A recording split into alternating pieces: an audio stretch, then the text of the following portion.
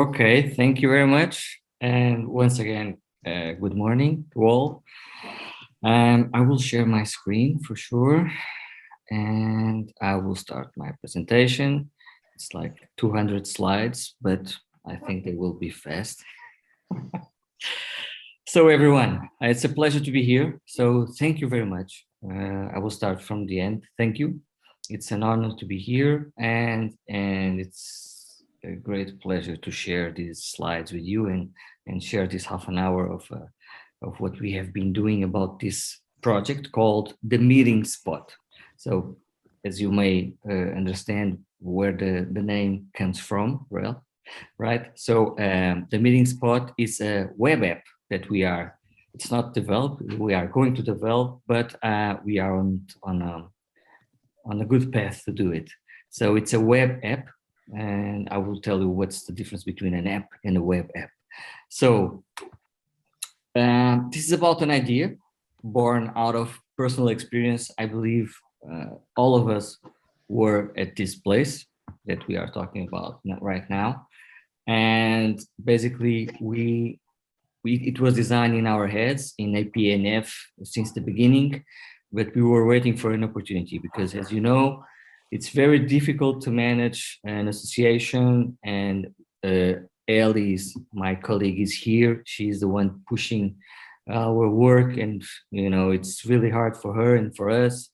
And but we were waiting for an opportunity. So our motivations were basically the same as other genetic conditions, chronic genetic conditions, which were managing a lot of information from exams, medical appointments, school reports, therapies, all of this stuff, since our kids or being a patient since the beginning of our lives and to the end of our lives. So this is quite important. Also reaching the network of caregivers, doctors, and therapists. Portugal is a small country, and it's good and bad. Because it's bad because we don't have a lot of support in terms of rare diseases, but it's good because we can somehow reach everyone if we have the means to do that.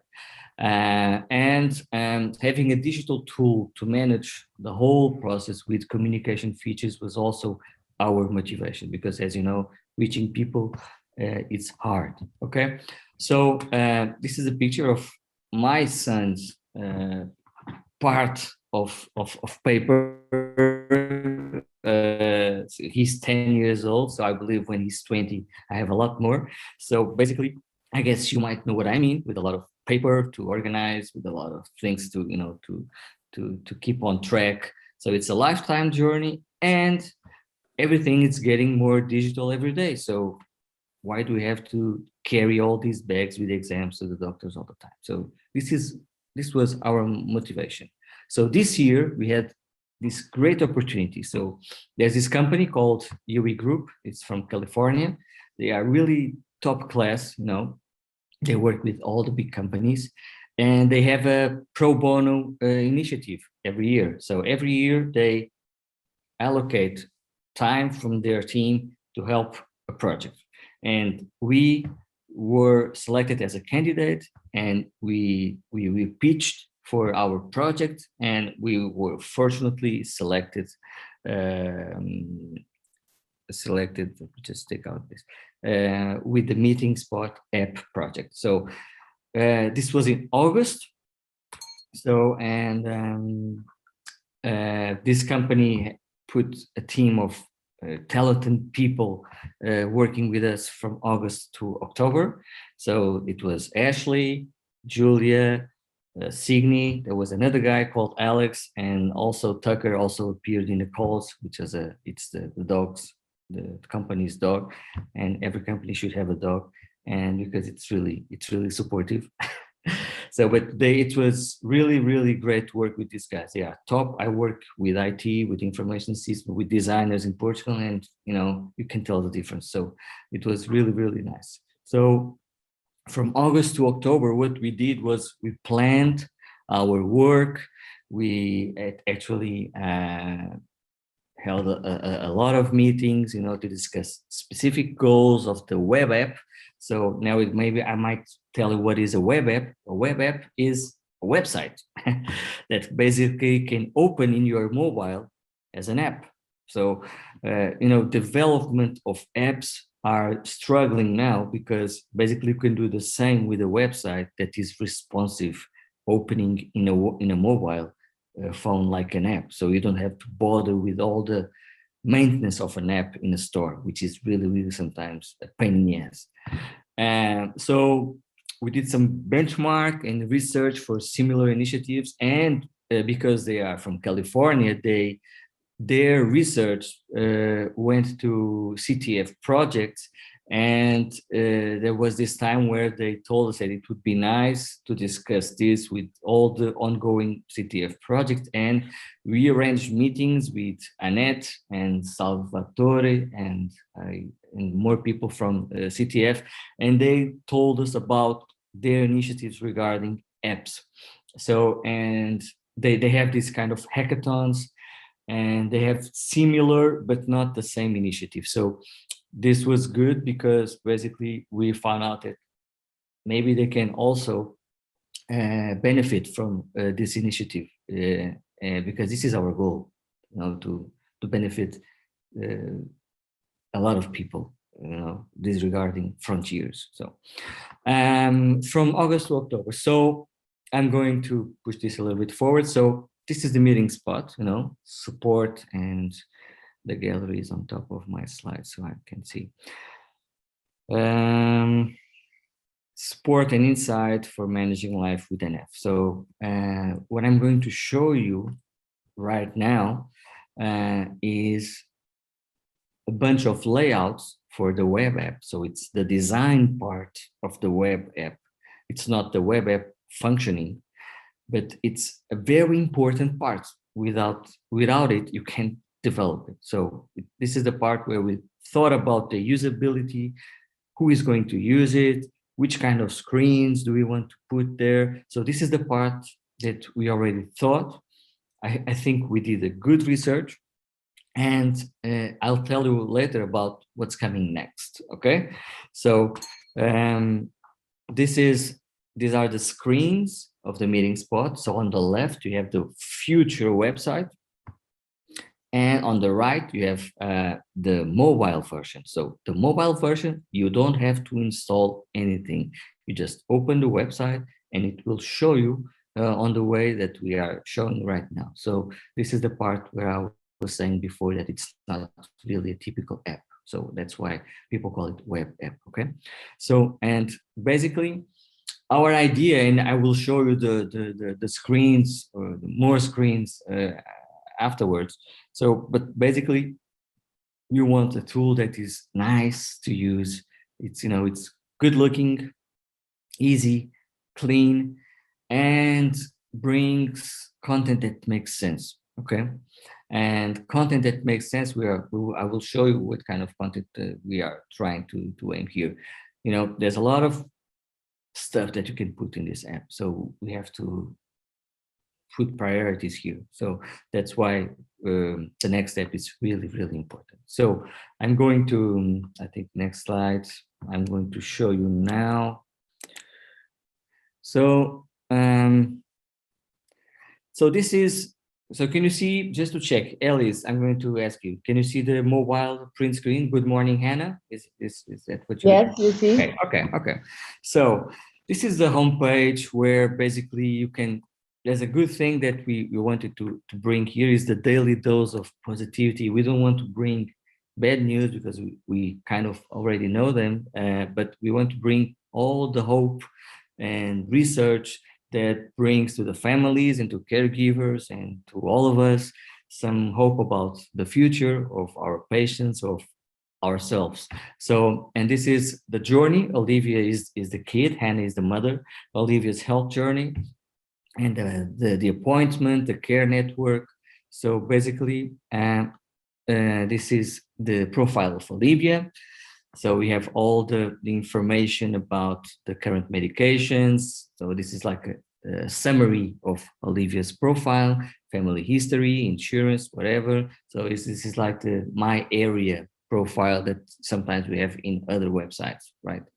And this is the kind of contents that we want to share and to want to manage and to make available. So all the appointments, the care network, which means all the people that are together with the patients. And this means the professor at school, the therapist, the doctors, and all the people that are in the ecosystem of a patient, okay?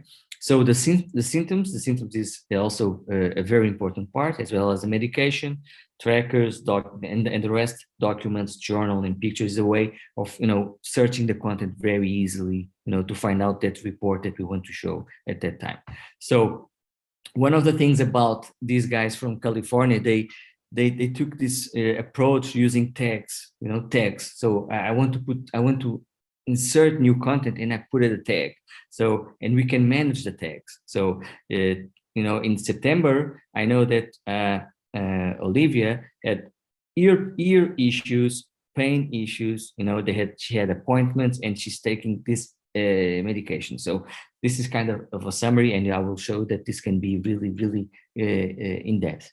So I'm going to show you just some screens, because there's a lot of screens, but just to give you an example, so if you are feeling a symptom, so what kind of symptom, hearing, pain, and then comes the question, say, okay, you are, what are you feeling really? So, and she will say, okay, I'm feeling some ringing in the ears. And what kind of pain do you feel? A lot of pain, moderate pain, high pain? And she will say, okay, it's slow pain. And she can actually take pictures and add documents or something like that. And probably some more questions that we might integrate in the app regarding that symptom. And this is the summary of the symptom. And from here, I can, for instance, add it to my upcoming appointment with the doctor. So the thing here is we want to connect what is happening on a daily basis to formal events like exams and upcoming medical appointments. So this is why we are now sharing this specific symptom with our next appointment, in this case, Olivia's next appointment with Dr. Larson. And, when she gets into the room, she can basically hand over a tablet or mobile phone and say, okay, this is what's happening in the last month. And the doctor can basically check with his username or just check on the mobile or tablet. So this is one of the things that actually we think the app can help families. It would surely help me. And this is why this is interesting, because we can put ourselves on this position. So I want to have the insight of what happened in the last months. So every time I go to the doctor, this will allow me to do that. So this is some more screens that I can pass.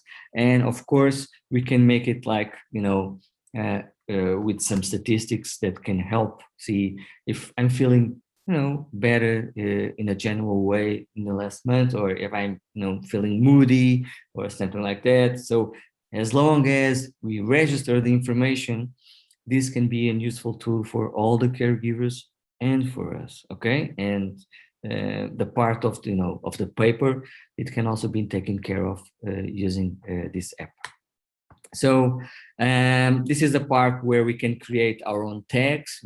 If I have my kid, for instance, he has a scoliosis, a very hard scoliosis, and the kind of tags and symptoms that I have to register are different from other kids. So I will create my tags, say, okay, pain in the back or something like that, and basically I can manage them and put them in the app in a very easy way. I think it's nice. So again, the insight that helps. So this is the pain graph that actually shows the intensity of a pain related to a symptom, in this case of ear symptom.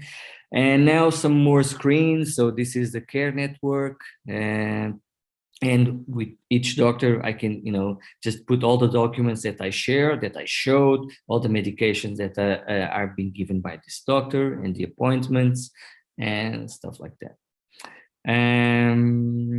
a lot of ideas coming here. So this was the mobile interface. And why did I show you the mobile? Because basically we are, using the mobile for everything, and this has to work very well in the mobile.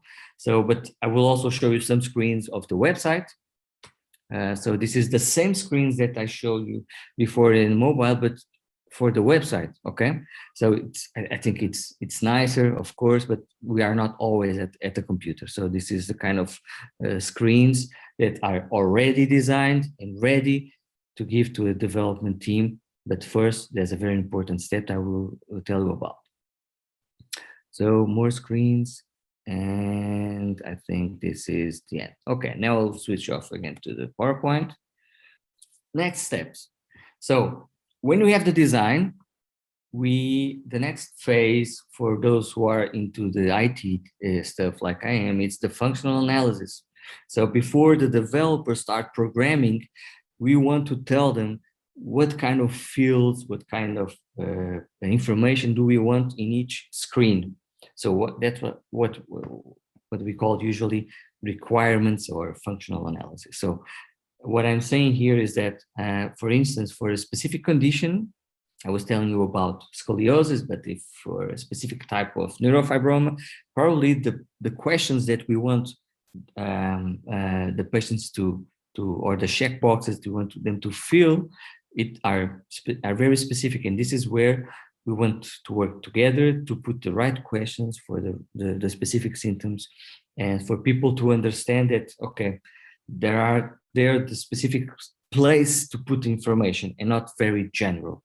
So in some cases it can be general, of course, because NF, it's like, every case is different or something like that. So it's really hard to deal with that. But for a lot of symptoms, we might get to some forms that actually could help us more specifically and help the doctors.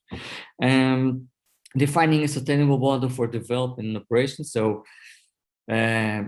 we are very grateful that we didn't spend any money, just time of the association on this, because the UE group just gave us this report with all these graphic assets, which is really great. But now for the functional analysis, we can do that on our own, because I am taking the leadership on that one, because this is what I do for a living. So I can do that, but I have to do this with help and with inputs and insights, and we'll talk about that later. But for when you have a website, functioning, and you want to put it for so many people, you have to worry about, okay, which are the servers that I have to buy or to rent or to host.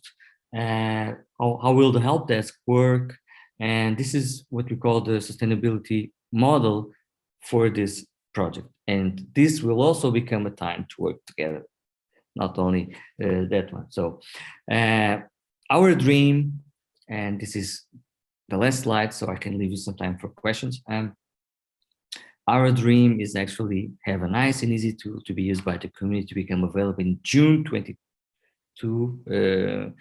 And this means like in 6 months.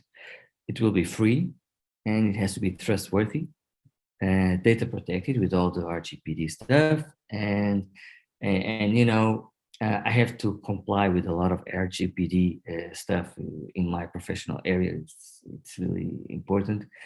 Sometimes it sucks, but it's really important. But nowadays it's not difficult to make it protected and secure, and to feel people that they can trust us. So it's not that hard. So ready to use in several languages. It will be ready to integrate all the fields German, English, Spanish, Romanian, whatever. Okay, we just have to configure it in the back office. So it's a configuration role. It's not a development role. And then it will also help to integrate local associations, country associations that have specific rules that we all have.